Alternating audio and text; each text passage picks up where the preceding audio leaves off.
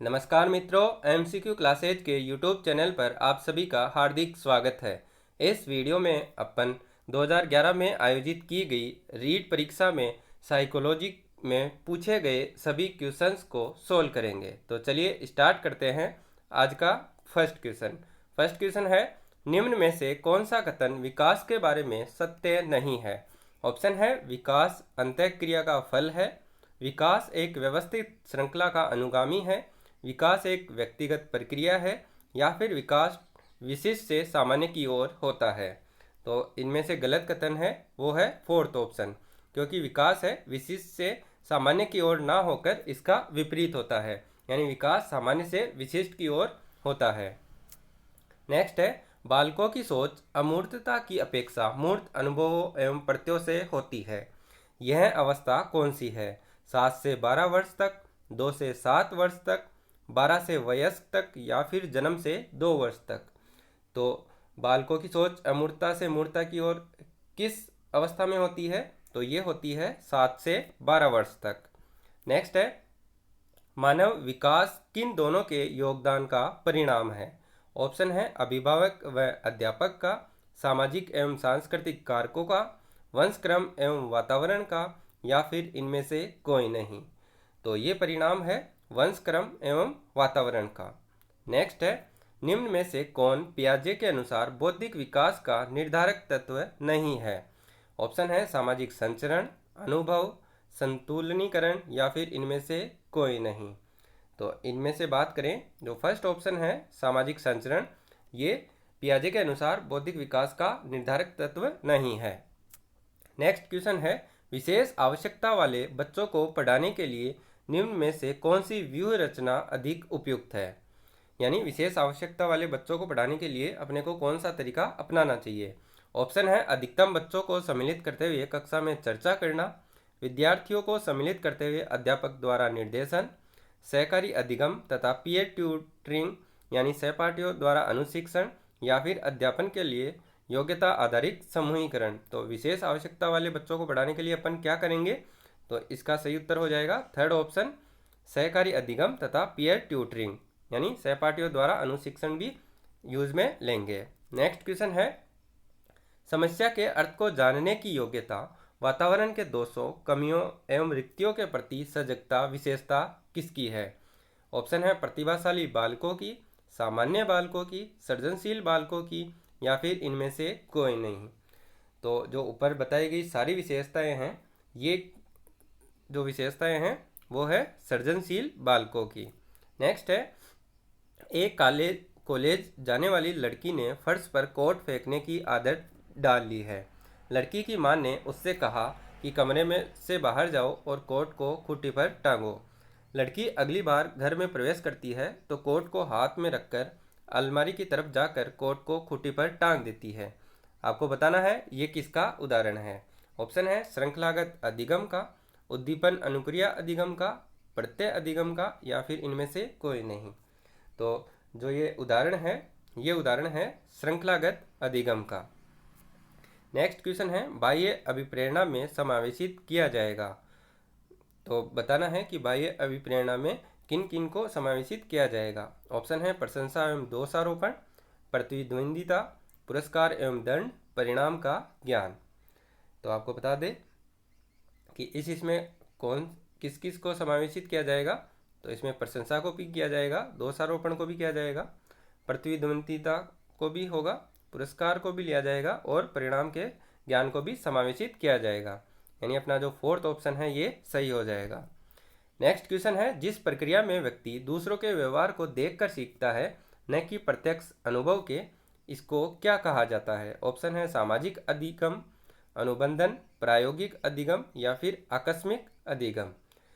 तो जिस प्रक्रिया से व्यक्ति दूसरों के व्यवहार को देखकर सीखता है इसको कहा जाता है सामाजिक अधिगम। नेक्स्ट क्वेश्चन है, अधिगम निर्योग्यता का लक्षण क्या है? ऑप्शन है भागने की प्रवृत्ति होना, अशांत ऊर्जावान एवं विध्वंसक होना, अवधान संबंधी बाधा या विकार, या फिर अभिप्रेरणा का अभाव।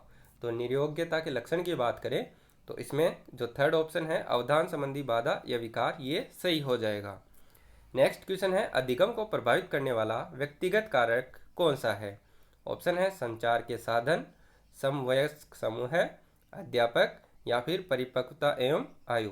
तो व्यक्तिगत कारणों में जो आ जाएगा वो आएगा परिपक्वता एवं आयु, क्योंकि जो ऊपर 3 बताए गए हैं संचार के साधन, समवयस्क समूह, अध्यापक, ये व्यक्तिगत कारक ना होकर सामाजिक कारणों की कैटेगरी में आते हैं। नेक्स्ट है, एक क्रिकेट खिलाड़ी अपनी गेंदबाजी के कौशल को विकसित कर लेता है पर यह उसके बल्लेबाजी के कौशल को प्रभावित नहीं करता है, इसे क्या कहते हैं? ऑप्शन है विधेयात्मक प्रशिक्षण अंतरण, निषेधात्मक प्रशिक्षण अंतरण, शून्य प्रशिक्षण अंतरण या फिर इनमें से कोई नहीं। तो इसका जो सही उत्तर हो जाएगा ये हो जाएगा थर्ड ऑप्शन, शून्य प्रशिक्षण अंतरण। नेक्स्ट क्वेश्चन है, निम्न में से कौन सा कथन किसी व्यक्ति के मानसिक स्वास्थ्य को उत्तम रूप से प्रदर्शित करता है? ऑप्शन है पूर्ण अभिव्यक्ति, संगतिकरण और सामान्य लक्ष्य की ओर निर्देशन, मानसिक विकारों का न होना, व्यक्तित्व के विकारों से मुक्ति या फिर इनमें से सभी। तो जो इसका सही उत्तर हो जाएगा वो हो जाएगा फर्स्ट ऑप्शन, पूर्ण अभिव्यक्ति, संगतिकरण और सामान्य लक्ष्य की ओर निर्देशन। ये किसी भी व्यक्ति के मानसिक स्वास्थ्य को उत्तम रूप से प्रदर्शित करते हैं। नेक्स्ट है, फ्रॉयड, पियाजे एवं अन्य मनोवैज्ञानिकों ने व्यक्तित्व विकास की विभिन्न अवस्थाओं के संदर्भ में व्याख्या की है, परंतु पियाजे ने क्या बताया है? ऑप्शन है, इसने कहा कि विकास की अवस्थाएं वातावरण से निर्धारित होती है, कहा कि शेषावस्था के अनुभव ही अधिक प्रभावित करते हैं, बाकी अवस्थाओं के सीमित प्रभाव होते हैं, विभिन्न अवस्थाओं को समझाने के लिए संज्ञानात्मक बदलाव के बारे में कहा या फिर इनमें से कोई नहीं। तो जो पियाजे हैं इन्होंने कहा कि विभिन्न अवस्थाओं को समझाने के लिए संज्ञानात्मक बदलाव के बारे में कहा है। नेक्स्ट है, गिलफोर्ड ने अभिसारी चिंतन पद का प्रयोग किस समान अर्थ में किया है? ऑप्शन है बुद्धि, सृजनात्मकता, बुद्धि एवं सृजनात्मकता दोनों या फिर इनमें से कोई नहीं। तो जो गिलफोर्ड थे इन्होंने अभिसारी चिंतन पद का प्रयोग जो सृजनात्मकता है इसके समान अर्थ में किया है। नेक्स्ट है, निम्न में से कौन सा कथन रुचि के बारे में सत्य नहीं है? यानी रुचि के बारे में अपने को असत्य कथन बताना है। ऑप्शन है रुचियाँ जन्मजात और अर्जित दोनों होती है, रुचियाँ समय के अनुसार बदलती रहती है, रुचियाँ योग्यताओं एवं अभिक्षमताओं से संबंधित नहीं होती है, या फिर रुचियाँ व्यवहार में आकर्षण और विकर्षण के प्रतिबिंब नहीं है। तो इसका जो सही उत्तर हो जाएगा वो हो जाएगा फोर्थ ऑप्शन, क्योंकि यही गलत है। तो सही की बात करें तो रुचियाँ व्यवहार और आकर्षण में विकर्षण का प्रतिबिंब होती है और यहाँ पे बता रखा है नहीं होती है, तो ये ऑप्शन सही हो जाएगा। नेक्स्ट है, अभिवृत्ति क्या है? ऑप्शन है एक भावात्मक प्रवृत्ति जो अनुभव के द्वारा संगठित होकर किसी मनोवैज्ञानिक वस्तु के प्रति पसंदगी या नापसंदगी के रूप में प्रतिक्रिया करती है। सेकंड है, एक ऐसी व्यवस्था जो व्यक्ति की योग्यता का परिचायक है जिसे किसी प्रदत्त क्षेत्र में विशिष्ट प्रशिक्षण, ज्ञान अथवा कौशल से सीखा जा सकता है। या फिर थर्ड ऑप्शन है व्यक्ति की बीजभूत क्षमता जो कि विशिष्ट प्रकार की होती है। और सबसे लास्ट ऑप्शन है इनमें से कोई नहीं। तो अभिव्यक्ति की बात करें तो ये एक भावात्मक प्रवृत्ति है जो अनुभव के द्वारा संगठित होकर किसी मनोवैज्ञानिक वस्तु के प्रति पसंदगी या नापसंदगी के रूप में प्रतिक्रिया करती है। तो फर्स्ट ऑप्शन सही हो जाएगा। नेक्स्ट है, व्यक्तित्व एवं बुद्धि में वंशानुक्रम की नाममात्र की भूमिका होती है, महत्वपूर्ण भूमिका होती है, अपूर्वानुमेय भूमिका है या फिर आकर्षक भूमिका है।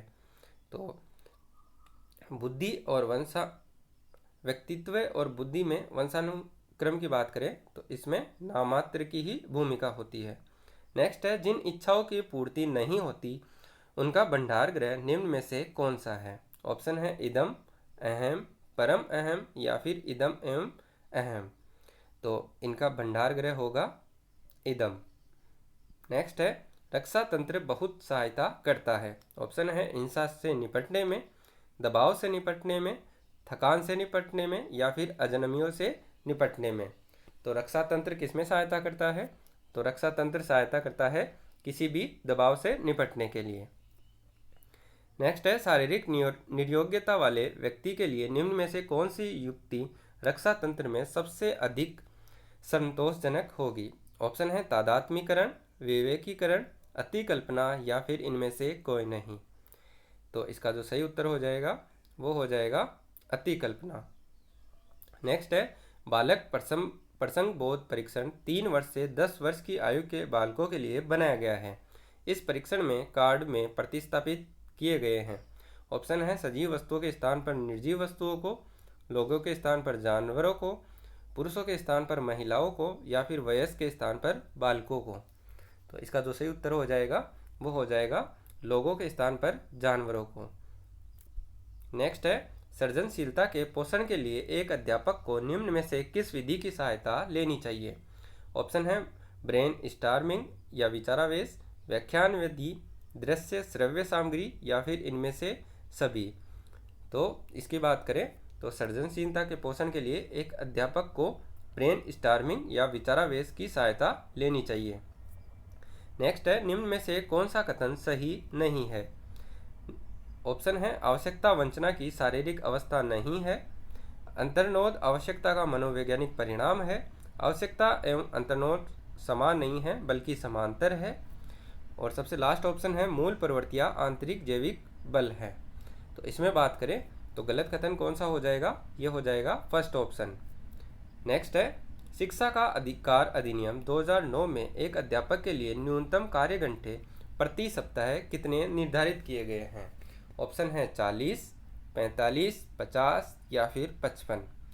तो शिक्षा के अधिकार अधिनियम 2009 की बात करें तो इसमें एक अध्यापक के लिए जो न्यूनतम कार्य घंटे हैं वो होंगे 45 घंटे प्रति सप्ताह है। नेक्स्ट है शिक्षा का अधिकार अधिनियम 2009 में एक अध्यापक को निम्न में से किस दायित्व को पूरा करना होगा। ऑप्शन है विद्यालय में नियमित रूप से समय पर उपस्थित होना होगा, सेकंड है पाठ्यक्रम का संचालन कर पूरा करना होगा, संपूर्ण पाठ्यक्रम को निर्धारित समय पर पूरा करना होगा, या फिर उपरोक्त सभी।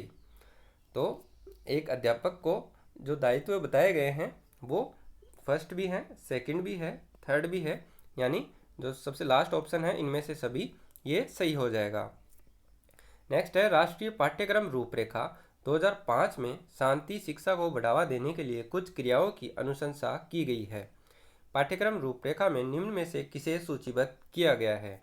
ऑप्शन है महिलाओं के प्रति आदर व जिम्मेदारी का दृष्टिकोण विकसित करने के लिए कार्यक्रम आयोजित किए जाएं, नैतिक शिक्षा को पढ़ाया जाए, शांति शिक्षा को एक अलग विषय के रूप में पढ़ाया जाए, या फिर शांति शिक्षा को पाठ्यक्रम में संचालित किया जाए। तो इसका जो सही उत्तर हो जाएगा वो हो जाएगा फर्स्ट ऑप्शन। इसमें महिलाओं के प्रति आदर एवं जिम्मेदारी का दृष्टिकोण विकसित करने के लिए कार्यक्रम आयोजित किए जाने की अनुशंसा की गई है। नेक्स्ट क्वेश्चन है राष्ट्रीय पाठ्यक्रम की रूपरेखा 2005 में बातचीत की गई है। ऑप्शन है ज्ञान स्थायी व दिया जाता है, से ज्ञान का विकास होता हो इसकी संरचना की जाती है। सेकंड है शैक्षिक केंद्र से विषय केंद्र होने पर, विद्यार्थी केंद्रित से अध्यापक केंद्रित की ओर, या फिर इनमें से कोई नहीं।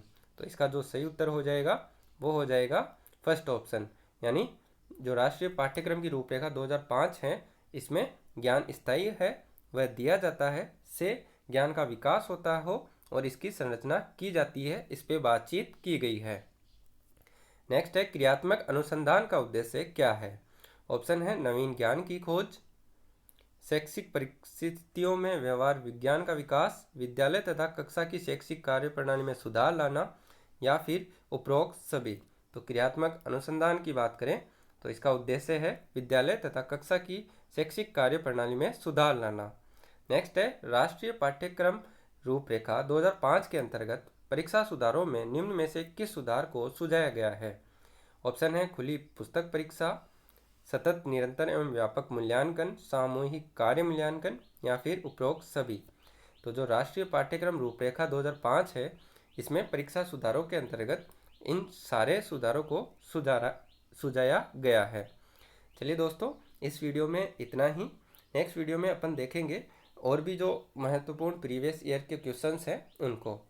तो चलिए यदि ये वीडियो अच्छा लगा हो तो इस वीडियो को लाइक करें, इस वीडियो को ज़्यादा से ज़्यादा शेयर करें और इस चैनल को सब्सक्राइब करना ना भूलें ताकि आगे आने वाले वीडियोज़ के नोटिफिकेशन आपको सबसे पहले प्राप्त हो सके। थैंक यू, धन्यवाद, जय हिंद, जय भारत।